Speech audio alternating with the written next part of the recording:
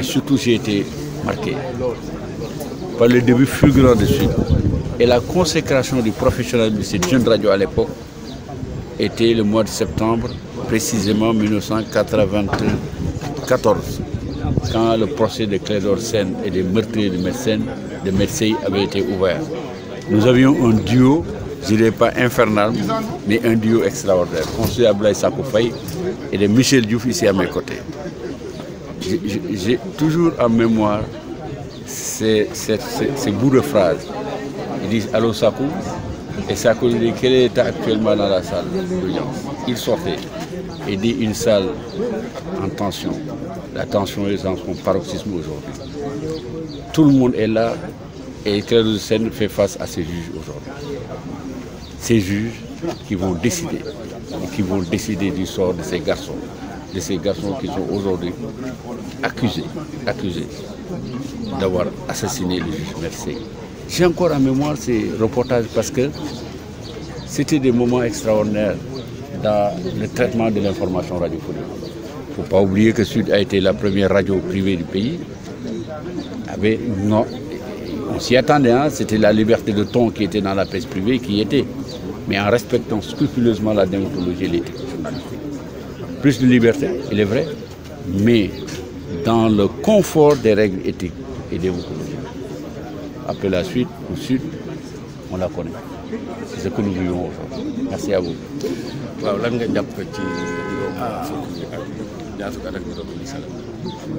su ma taxawaay tey fii fàttali yu bëri la loo xam ne mënuma ko nettali waaye jàpp naa ci ñetti date mooy 29 décembre 1993 bi ñu signé pour Sud juddu ak 1er juillet bi ñuy fête tey mooy keroog bi programme yi njëkkee commencé Sud FM waaye li ma jàpp itam mu nekk ay prouesse professionnelle mooy loo xam ne ni kéemtaan la woon ca waxtu woowu ñu ko daan def mooy procès médecin yi naka la ko Sud FM couvrir ak duo bi nga xam ne ñoo fa nekkoon ak ñeneen ñoom jéy ñoom ñëpp a nga foon parce que dañu relayante dañoo ne maanaam kii day dem mais kii moo fa nekkoon nag attitré Abdoulaye Sakou Faye nekk ci antenne bi di def journal Jacqueline Fatima boobu ñoom ñëpp a nga foon mais lu ñu fa liggéey comme liggéey kenn mënu la wax loolu ci am na beneen lu mu marqué aussi loo xam ne Sud def na ko mooy bu ñu wàccee Daoud Kayraba Diawara dañu ko wàccee amul benn journaliste boo xam ne nekkoon na fa ku mooy suñu journaliste reporter bi yéegoon ci bateau bi nga xam ne ci la gars yi doon rawalee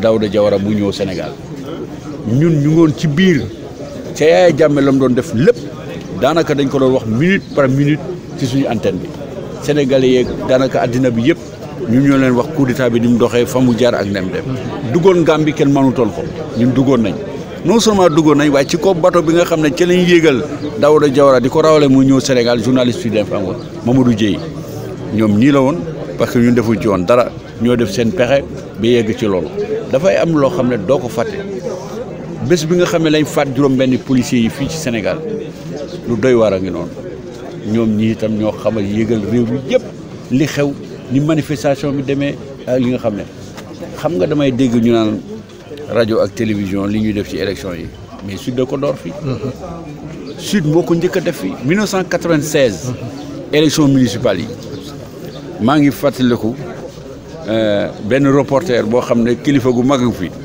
garde du corps bi ñoo ko nekk di ko dóor muy wax Sud FM naan gaa yaa ngi topp gaa yaa ngi daqee waaye waaw ko doo bàyyi gaa yi nga topp gaa yi ngi wax mais nag na liggéey bi nga xam ne moom la war a liggéey rek na continuer muy Seynabou Ndiaye yaa ngi koy fàttali ñu ne camion bi réer na diggante école police ak Grand Dakar yooyu yaay mbir loolu camion bi demoon matériel électoral bi dafa réer diggante école police ak Grand Dakar loolu doy waar la ñoom ñoo ko feeñal loolu moo tax ñu reprendre élection yi fii Dakar loolu moo tax ñu constitué commission bi nga xam ne moo indi ONEL Sénégal jaa ngeen jëf gars jaajëf moi j'ai trouvé le train en marche comme je vous l'ai dit je suis arrivé le 11 août 1994 je me suis présenté à Sud un certain 9 août 1994 dans le bureau de Abdou Latif Coulibaly, le ministre Coulibaly, à l'époque directeur des programmes.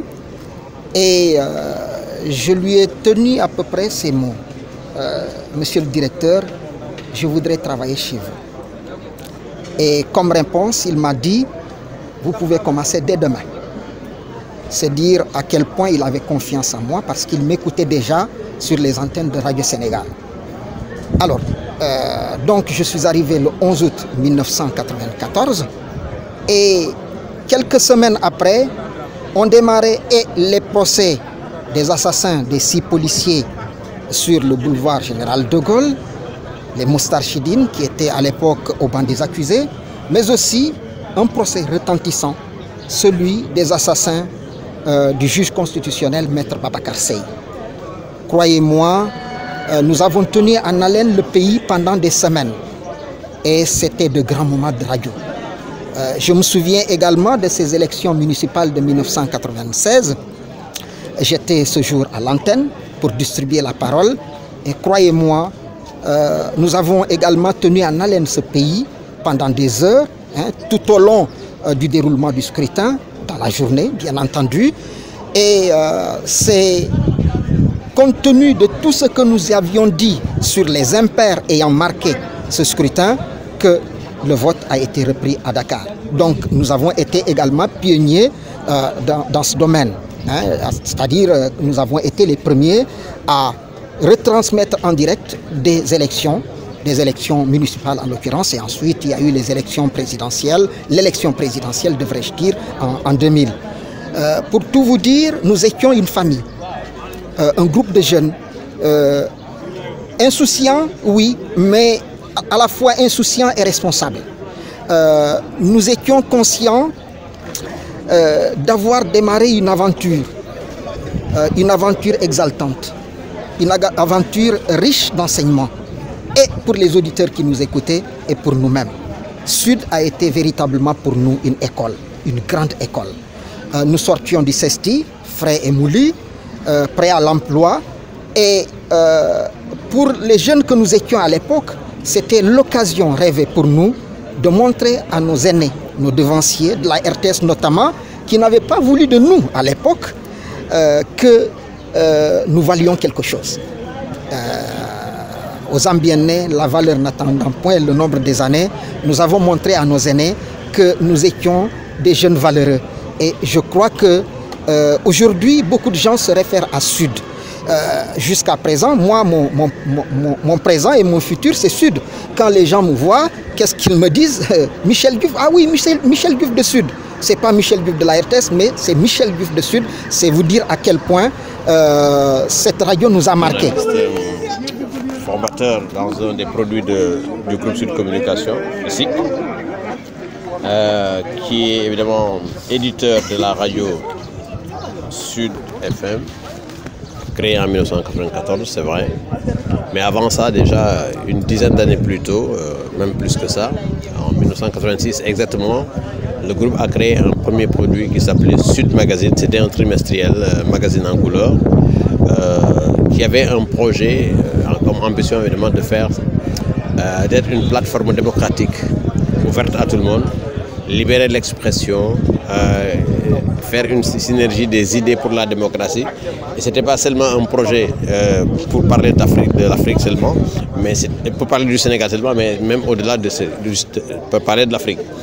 Le nom de Sud précisément renvoie à hémisphère sud. Beaucoup de gens se demandent mais d'où vient le Sud. C'était seulement par rapport à l'hémisphère sud. À l'époque c'était le combat du tiers-monde, le combat démocratique, etc.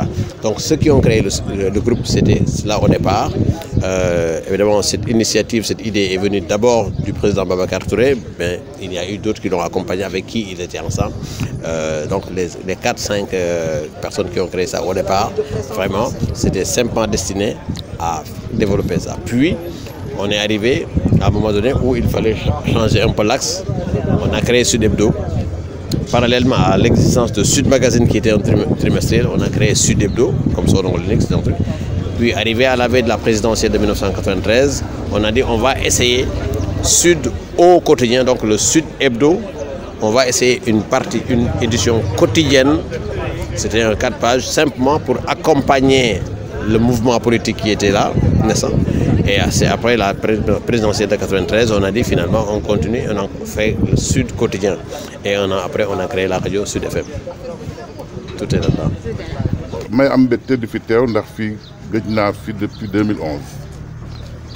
juróom-ñaari at a ngi nii teguma fi tànk ñaari mbir a ko waral nag ndax dama yoroon liggéey boo xam ne dama waroon a tëddee njaaxaanaay yàlla sutaal na ma ba juróom-benni at yi ma fa def teguma tànk ci benn kër yéenekaay ndax lañ ma santoon ci liggéey ma koy def ndax société bi nañ ko waroon a saytoo du ñëw dugg ci biir ak naan maay def li maay def la fekkantumaak nag sud ndax ba ñu fay yóbbu am na ñu ne kii kat ku ñuy jonganteel la ñu ngi koy yóbbu mu war ñoo saytu loolu nag yàlla sutaal nañu ba nga xam ne la ma fa nekk yëpp def naa ne sud benn yoon lañ mën a wax ak yow ma mat a wax ak ñoom ne leen liggéey leen seetaat defaraat leen seen toogaay ci lii benn yoon la am ci juróom-benni at ba am na ñoo xam ne sax dem nañ ba ne moom de du wax dara sud ma ne lu defu waxu de su sud defee lu ñu war a wax mais nag su fekkee defu ko itam te dëgg-dëgg xanaa ñëw tappaas leen nag sarse leen tappaas waaw jiñ leen dara loolu de te itam loolu mënuma ko sud nag soo ko déggee ñun da am ci li tubaab di wax esprit sud waaw dafa am loo xam ne mandarga la loo xam la nitu diine li ñuy tudde yàqin waaw loolu tey jii ñii fi toog ñoo ko biral ñoo ci indi firnde ci seen liggéey suba ak ngoon mais ku naan tey démb a tax démb nag ñenn ñaa ngi fii toog am na ñu fi nekkul ñoo xam ne ñii dañoo jiitu mais ñii itam xëy na dañoo nekk ci yeneen yitte yoo xam ne moo leen tax mënuñ fee ñëw wande fépp foo mat a nekk nga mat a liggéey ci sud wala nga mat a jokkalanteeg sud nga tey sud nga ëllëg sud nga bërki dem